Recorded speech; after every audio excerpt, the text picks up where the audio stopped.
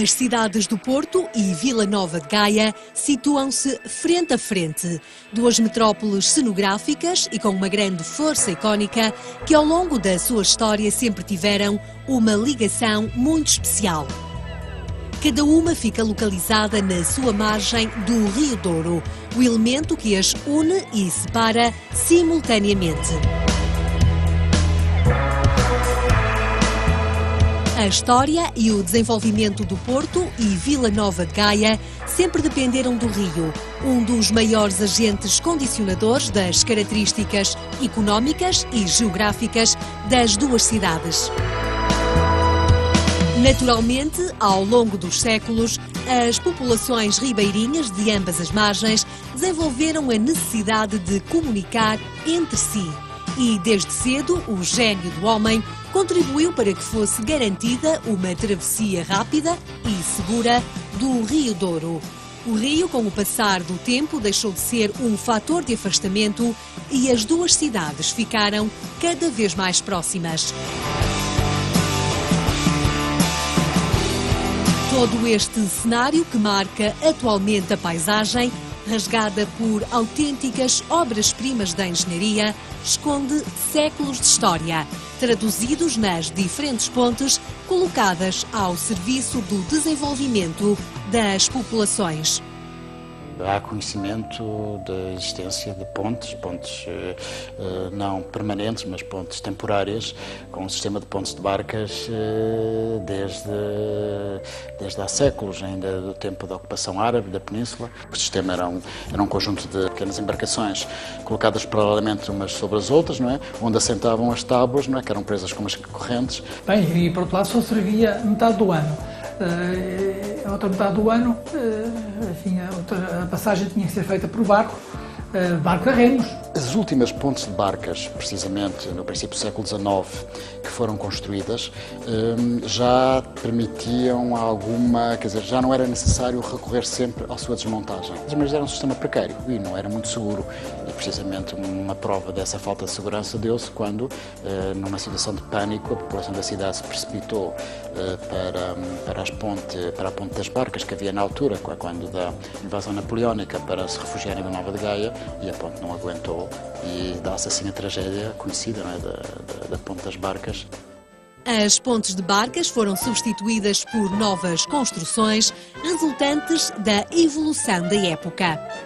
As coisas de facto não acontecem isoladas, dá-se o desenvolvimento da capacidade de construção de pontes, com outros vãos, vencendo maiores distâncias, com a chegada de um novo material, um magnífico material, que são as várias versões de ferro.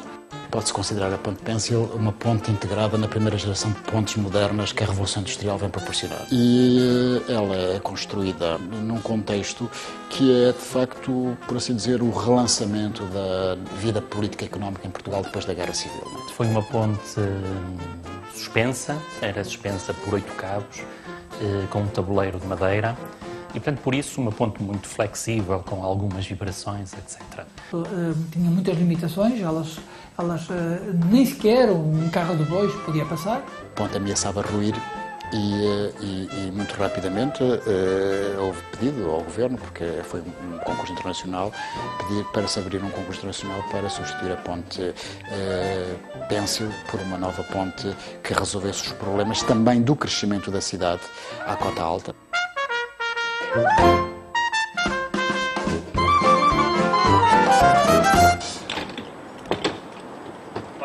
Esta ponte fechou a circulação em 91 e desde aí nunca mais foi utilizada. A única utilização que às vezes tem é connosco em alguns exercícios de formação que fazíamos aqui. Dadas as características da ponte, é perfeitamente possível fazer este tipo de exercícios aqui.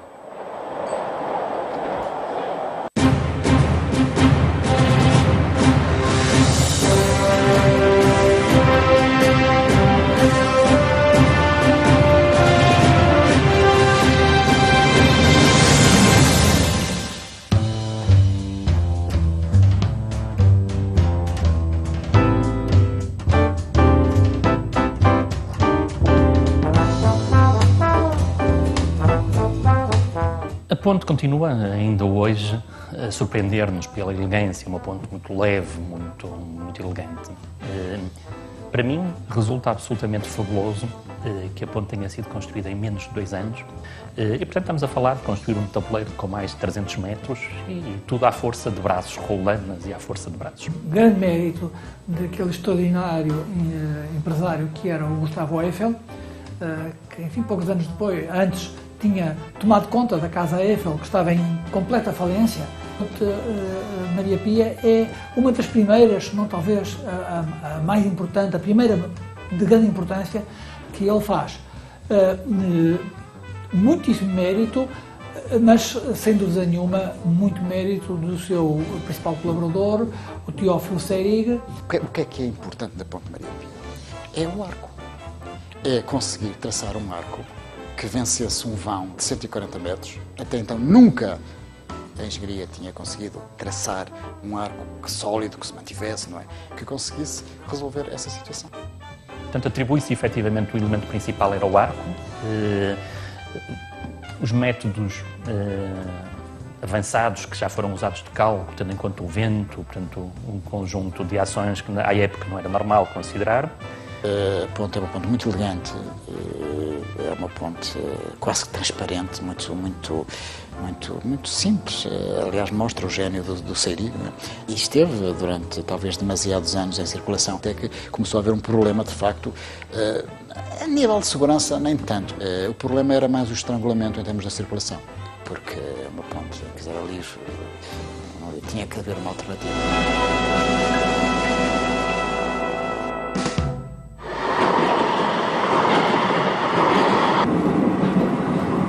Desde que existe metro tem sido um espetáculo, porque realmente a nível de trânsito e tudo é muito mais cómodo, muito melhor. Esta ponte agora não tem nada a ver com o que era.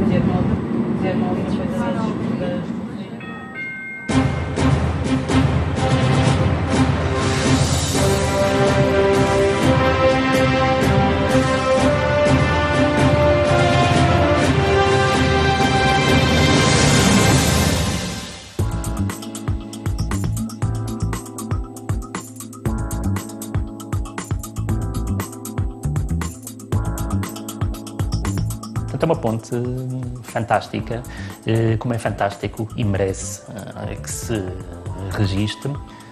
É uma estrutura que já com muito mais de 100 anos e que já passou por tantas utilizações e, portanto, é fabuloso. A Casa Eiffel também concorre para a nova ponte que substituísse a Ponte Pencil. Tanto eu conto ironicamente, esta foi um pouco a vingança do Seyrig, não é? Porque o Seyrig, entretanto, já estava a trabalhar com os belgas, com uma empresa de Bruxelas, a Sociedade Wilburg. E ele, portanto, muda de emprego e num concurso realizado cerca de 10 anos depois, ele vem com a solução que vai ser construída, concurso internacional. A Ponte Luís I é das soluções até mais caras, mas ninguém tem a menor dúvida que foi tomada a correta decisão. As autoridades da cidade e do governo exigiram uma ponte a 2 níveis para precisamente contemplar a futura expansão da cidade e também fazer uma ligação com Gaia, portanto, à Cota Alta. É a Ponte Luís I que vem a tomar um pouco o papel de ex-libris da cidade, não só pela originalidade que aquela ponte tem, mas pelas características que tem, ainda hoje é um recorde mundial. Cumpriu a sua função até hoje e continua a cumprir, e agora com um metro no tabuleiro superior. E a esse propósito é importante dizer uma coisa também que foi feita na altura com alguma descrição e que não foi suficientemente reconhecido. É que o trabalho de recuperação da ponte para ser reutilizada pelo metro foi verdadeiramente notável.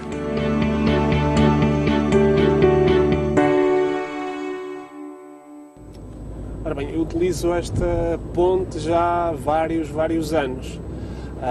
Utilizo agora atualmente para vir para o trabalho e também para ir para casa. Como moro em Gaia e trabalho no Porto, tendo de utilizá-la diariamente. Mas também já utilizava antes quando andava na faculdade. Portanto, esta ponte já faz parte do meu cotidiano há muito tempo. E é sem dúvida muito útil para mim. Para além de ter também umas vistas fantásticas sobre a Foz do Douro, portanto é um elemento da cidade do Porto que para mim já é um marco.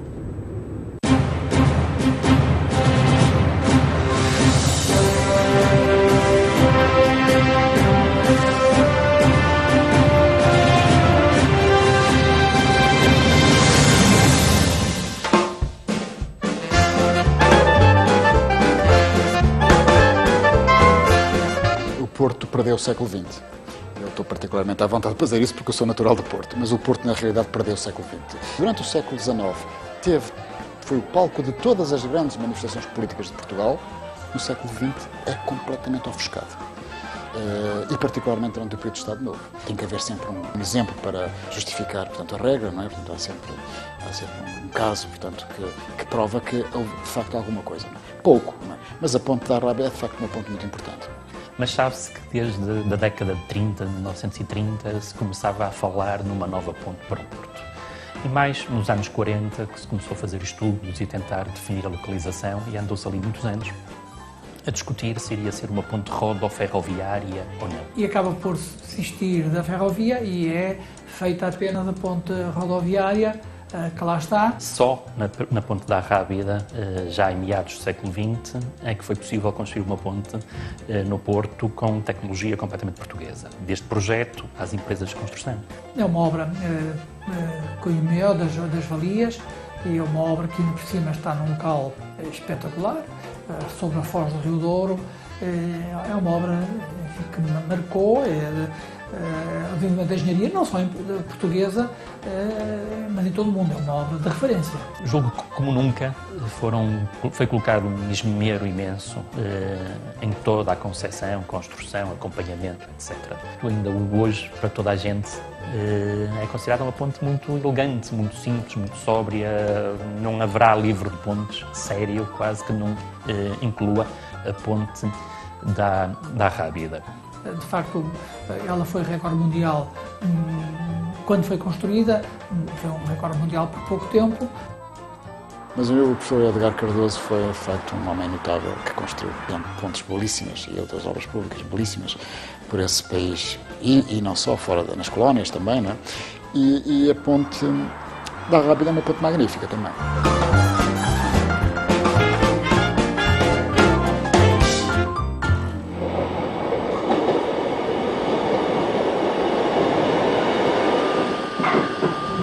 Sou utente da ponte de São João já há alguns anos. É a forma mais rápida de chegar ao centro da cidade, do Porto. Toda a gente que viaja de comboio tem que passar obrigatoriamente pela ponte de São João. Ninguém deixa de não passar na noite de São João, dia 24 de junho. E é uma das formas mais rápidas de chegar ao centro da cidade, não trazendo o carro, para além de ser económico e ser uma bela paisagem.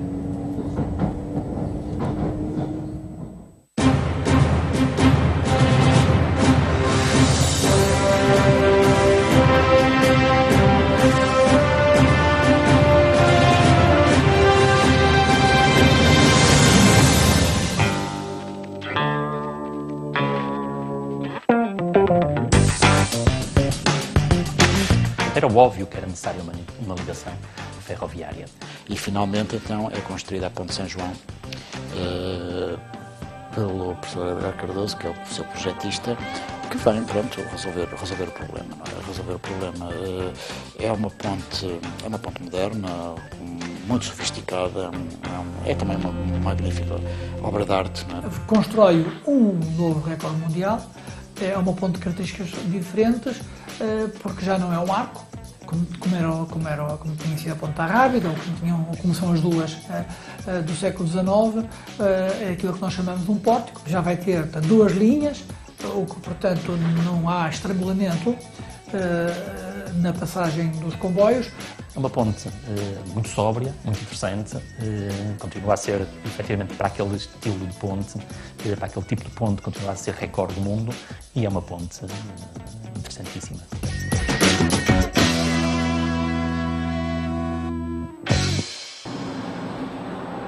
No meu caso pessoal, a Ponte do Freixo é um ponto de passagem diário obrigatório. Para quem não tem que enfrentar o trânsito no interior da cidade, é uma excelente alternativa.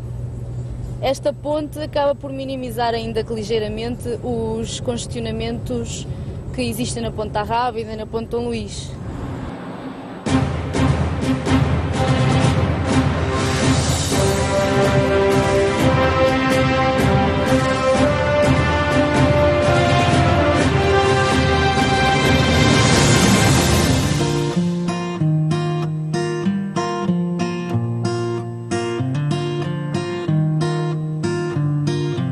Todas as pontes de que falamos até agora se encaixam numa zona do Porto em que há uma proporção nas margens, cerca de 200, 270 metros de largura de rio e cerca de 50, 70 metros de altura das margens. Portanto, estamos a falar de pontos muito retangulares.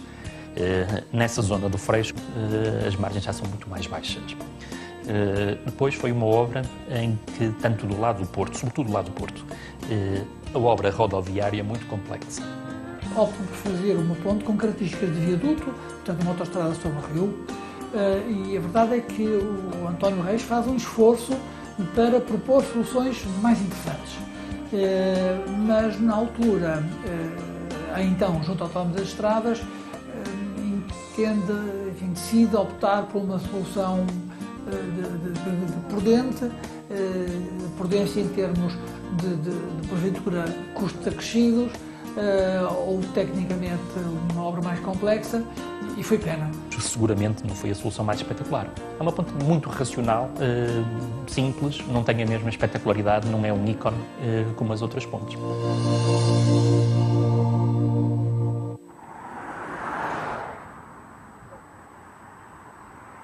Esta ponte foi vital para nós, porque a partir dela, e precisamente a meio do rio e uma altitude considerável, conseguimos fazer excelentes planos, tanto para a ponte Dona Maria, como para a ponte Dom Luís.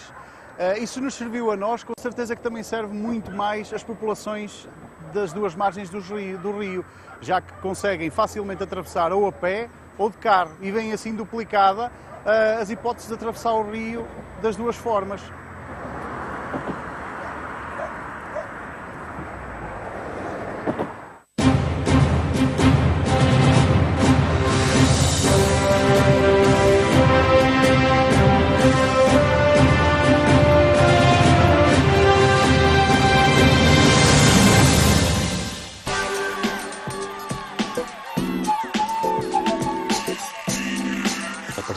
O tabuleiro superior da ponte Luís I passa para o metro, tinha que se encontrar uma solução à Cota Alta, ponto Infante.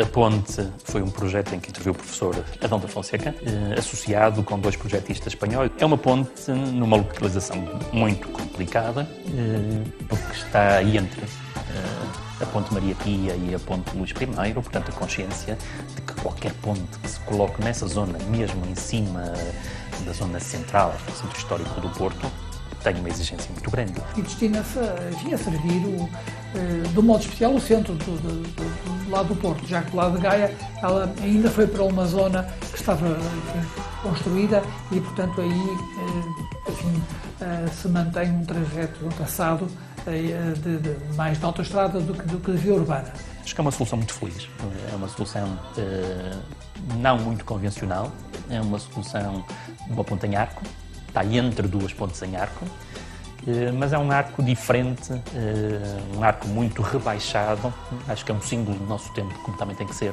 Bem, a ponte é um recorde mundial. Naquele tipo de ponte, de um arco tão abatido, é um recorde mundial. Direi que é provável que passem muitos anos que venha a ser construída uma ponte que lhe retire o recorde mundial.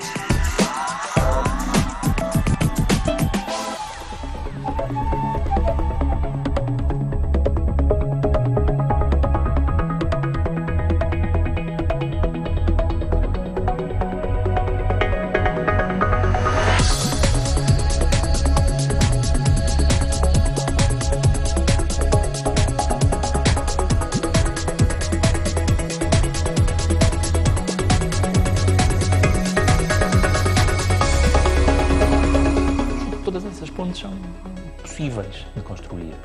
E não duvido, tal como nas outras, se lançados concursos, haveria imensas propostas muito diferentes. É inevitável que tenham que ser construídas novas pontes. E o que eu espero apenas é que as pontes que venham a ser construídas honrem a tradição de grande qualidade, quer do ponto de vista estético, quer do ponto de vista técnico, que as pontes que as precederam exibem. Não é?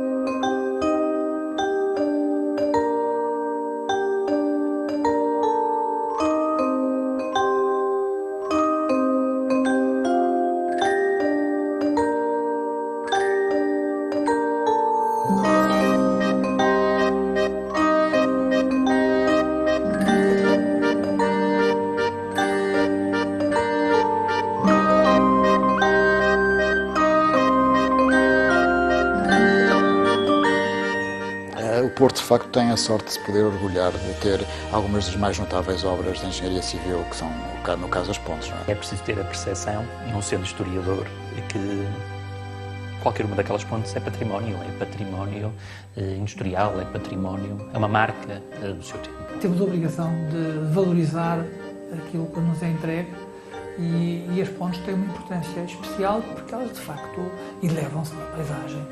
Enfim, são também grandes esculturas na paisagem.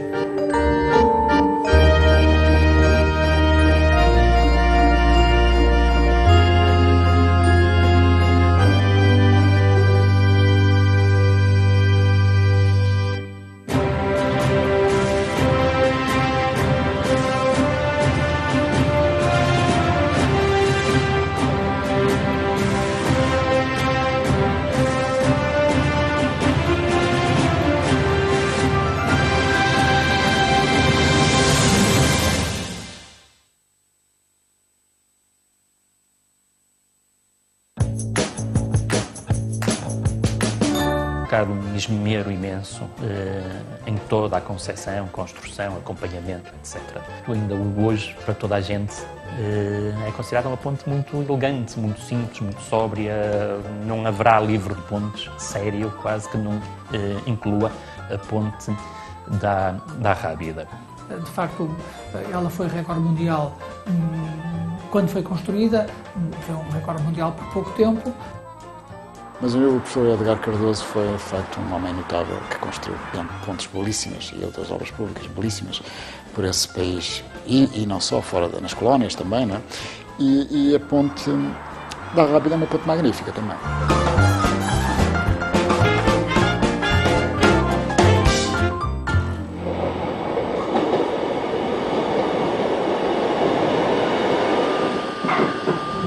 Sou utente da ponte de São João já há alguns anos. É a forma mais rápida de chegar ao centro da cidade, do Porto. Toda a gente que viaja de comboio tem que passar obrigatoriamente pela ponte de São João. Ninguém deixa de não passar na noite de São João, no dia 24 de junho. E é uma das formas mais rápidas de chegar ao centro da cidade, não trazendo o carro, para além de ser económico e ser uma bela paisagem.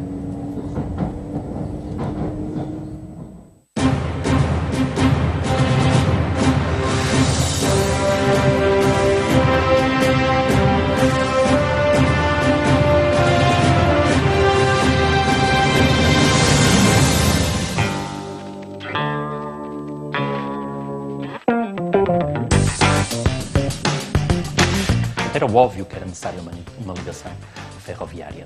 E finalmente, então, é construída a Ponte de São João pelo professor Edgar Cardoso, que é o seu projetista, que vem, pronto, resolver o problema. Não é? Resolver o problema. É uma ponte moderna, muito sofisticada, é também uma magnífica obra de arte. Não é? Constrói um novo recorde mundial, é uma ponte de características diferentes, porque já não é um arco, como tinha sido a Ponte da Rábida, ou como são as duas do século XIX, é aquilo que nós chamamos de um pórtico, já vai ter duas linhas, o que, portanto, não há estrangulamento na passagem dos comboios. É uma ponte muito sóbria, muito interessante, continua a ser, efetivamente, para aquele estilo de ponte, para aquele tipo de ponte, continua a ser recorde do mundo e é uma ponte interessantíssima.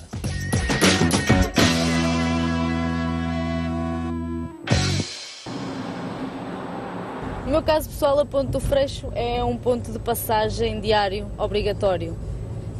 Para quem não tem que enfrentar o trânsito no interior da cidade, é uma excelente alternativa. Esta ponte...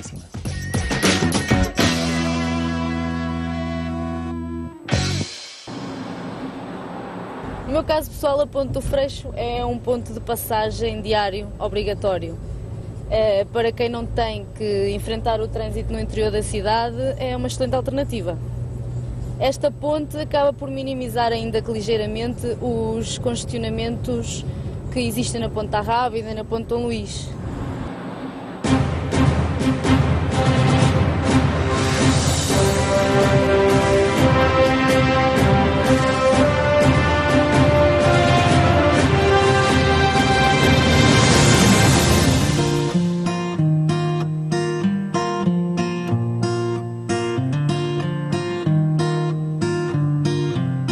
as pontes de que falamos até agora se encaixam numa zona do Porto em que há uma proporção nas margens, cerca de 200, 270 metros de largura de rio e cerca de 50, 70 metros de altura das margens. Portanto, estamos a falar de pontes muito retangulares. Nessa zona do Freixo, as margens já são muito mais baixas. Depois foi uma obra em que, tanto do lado do Porto, sobretudo do lado do Porto, a obra rodoviária é muito complexa. Optam por fazer uma ponte com características de viaduto, portanto uma autoestrada sobre o rio, e a verdade é que o António Reis faz um esforço para propor soluções mais interessantes. Mas na altura, então, junto ao Autónomo das Estradas, decide optar por uma solução prudente, prudência em termos de porventura custos acrescidos, ou tecnicamente uma obra mais complexa, e foi pena. Seguramente não foi a solução mais espetacular. É uma ponte muito racional, simples, não tem a mesma espetacularidade, não é um ícone como as outras pontes.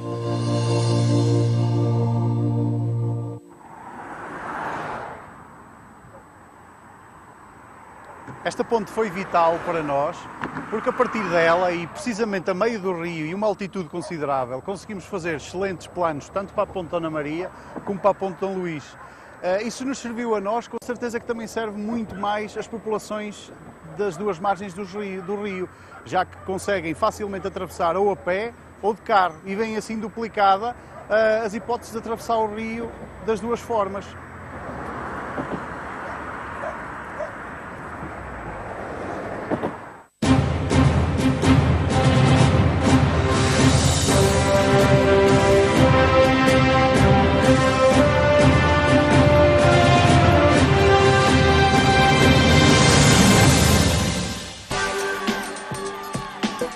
Da engenharia, não só portuguesa, mas em todo o mundo, é uma obra de referência. Julgo que, como nunca, foi colocado um esmero imenso em toda a concepção, construção, acompanhamento, etc. Ainda hoje, para toda a gente, é considerada uma ponte muito elegante, muito simples, muito sóbria. Não haverá livro de pontes sério, quase que não inclua a ponte da Rábida. De facto, ela foi recorde mundial quando foi construída, foi um recorde mundial por pouco tempo. Mas o professor Edgar Cardoso foi, de facto, um homem notável que construiu pontes belíssimas e outras obras públicas belíssimas por esse país e não só, fora nas colónias também, não é? E a ponte da Rábida é uma ponte magnífica também.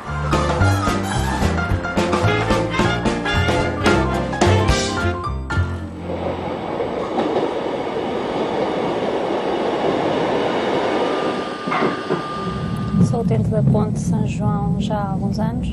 É a forma mais rápida de chegar ao centro da cidade, do Porto. Toda a gente que viaja de comboio tem que passar obrigatoriamente pela ponte de São João. Ninguém deixa de não passar na noite de São João, dia 24 de junho. E é uma das formas mais rápidas de chegar ao centro da cidade, não trazendo o carro, para além de ser económico e ser uma bela paisagem.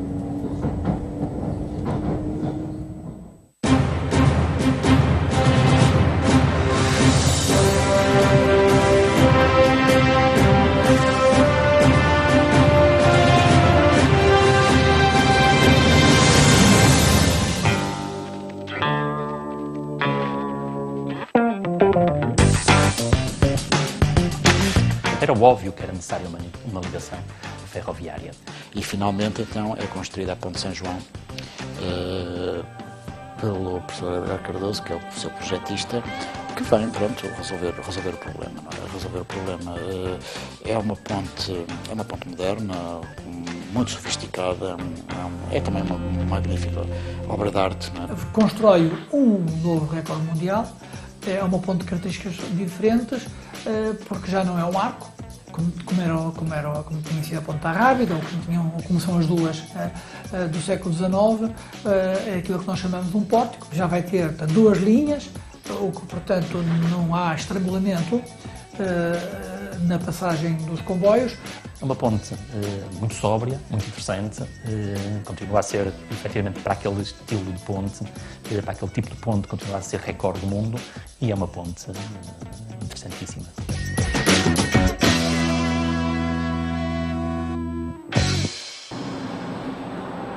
No meu caso pessoal, a Ponte do Freixo é um ponto de passagem diário obrigatório. Que ao longo da sua história sempre tiveram uma ligação muito especial.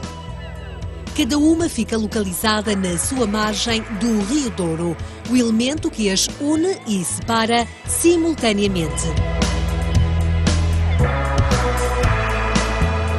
A história e o desenvolvimento do Porto e Vila Nova de Gaia sempre dependeram do rio, um dos maiores agentes condicionadores das características económicas e geográficas das duas cidades. Naturalmente, ao longo dos séculos, as populações ribeirinhas de ambas as margens desenvolveram a necessidade de comunicar entre si. E, desde cedo, o gênio do homem contribuiu para que fosse garantida uma travessia rápida e segura do Rio Douro. O rio, com o passar do tempo, deixou de ser um fator de afastamento e as duas cidades ficaram cada vez mais próximas. Todo este cenário que marca atualmente a paisagem, rasgada por autênticas obras-primas da engenharia, esconde séculos de história, traduzidos nas diferentes pontes colocadas ao serviço do desenvolvimento das populações. Há conhecimento da existência de pontes não permanentes, mas pontes temporárias, com um sistema de pontes de barcas desde há séculos, ainda do tempo da ocupação árabe da península. O sistema era um conjunto de pequenas embarcações colocadas paralelamente umas sobre as outras, não é? Onde assentavam as tábuas, não é? Que eram presas com umas correntes. Bem, e por outro lado só servia metade do ano. A outra metade do ano, enfim, a passagem tinha que ser feita por barco a remos. As últimas pontes de barcas, precisamente no princípio do século XIX, que foram construídas, já permitiam alguma, quer dizer, já não era necessário recorrer sempre à sua desmontagem. Mas era um sistema precário e não era muito seguro. E precisamente uma prova dessa falta de segurança deu-se quando, numa situação de pânico, a população da cidade se precipitou para a ponte das barcas que havia na altura, quando da invasão napoleónica, para se refugiar em Vila Nova de Gaia, e a ponte não aguentou. E dá-se assim a tragédia conhecida, não é, da ponte das barcas. As pontes de barcas foram substituídas por novas construções resultantes da evolução da época. As coisas de facto não acontecem isoladas, dá-se o desenvolvimento da capacidade de construção de pontes, enfim, com outros vãos, vencendo maiores distâncias, com a chegada de um novo material, de um magnífico material.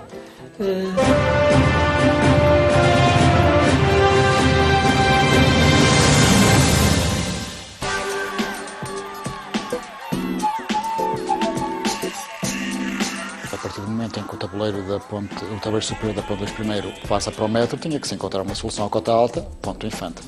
A ponte foi um projeto em que interviu o professor Adão da Fonseca, associado com dois projetistas espanhóis. É uma ponte numa localização muito complicada, porque está entre a ponte Maria Pia e a ponte Luís I, portanto a consciência de que qualquer ponte que se coloque nessa zona, mesmo em cima da zona central, do centro histórico do Porto, tem uma exigência muito grande. E destina-se a servir, de um modo especial, o centro do lado do Porto, já que do lado de Gaia ela ainda foi para uma zona que estava construída e, portanto, aí se mantém um trajeto, um traçado mais de autoestrada do que de via urbana.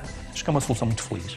É uma solução não muito convencional, é uma solução de uma ponte em arco, está entre duas pontes em arco, mas é um arco diferente, um arco muito rebaixado.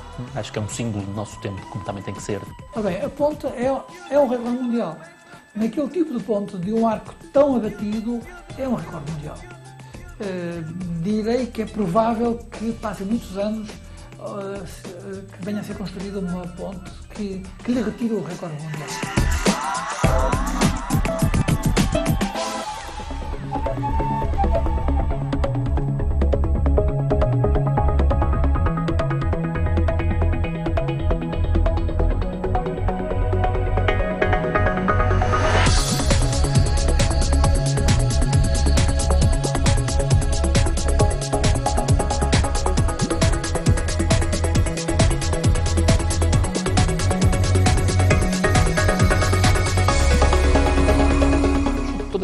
pontes são possíveis de construir. E não duvido, tal como nas outras, se lançados concursos, haveria imensas propostas muito diferentes. É inevitável que tenham que ser construídas novas pontes. O que eu espero apenas é que as pontes que venham a ser construídas honrem a tradição de grande qualidade, quer do ponto de vista estético, quer do ponto de vista técnico, que as pontes que as precederam exibem. Não é?